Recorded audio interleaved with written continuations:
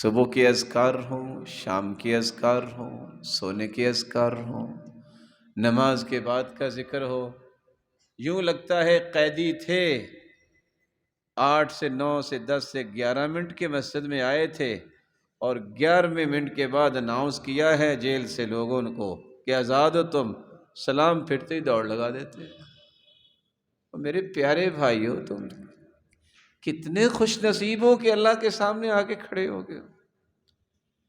اس سے بڑی سعادت کیا ہے کہ اللہ نے تمہیں پسند کر لیا ہے۔ تم گنتی کے 3 سے 4 منٹ بیٹھ کے ذکر کر لو، آیت الکرسی پڑھ لو۔ من قرأ آیت الکرسی دبر کل صلاة مکتوبہ لم یمنعہ من دخول الجنة الا ان یموت۔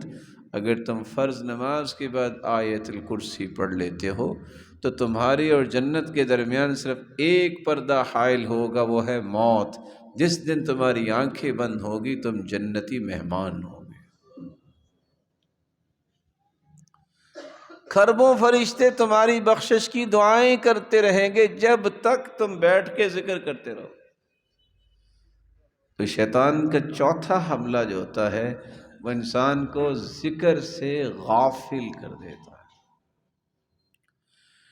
استحوذ علیہم الشیطان فانساہم ذکر اللہ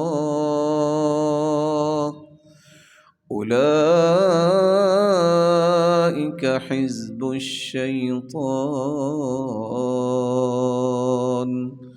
الا ان حزب الشیطان هم الخاسرون۔ شیطان جس پہ غالب آ جاتا ہے اللہ کا ذکر بلا دیتا ہے۔ اور ہمارے لیے یہ چھوٹی سی بات ہے، قرآن کہتا ہے یہ تو شیطان کی دوست ہے، یہ گروہ ہی شیطان کا۔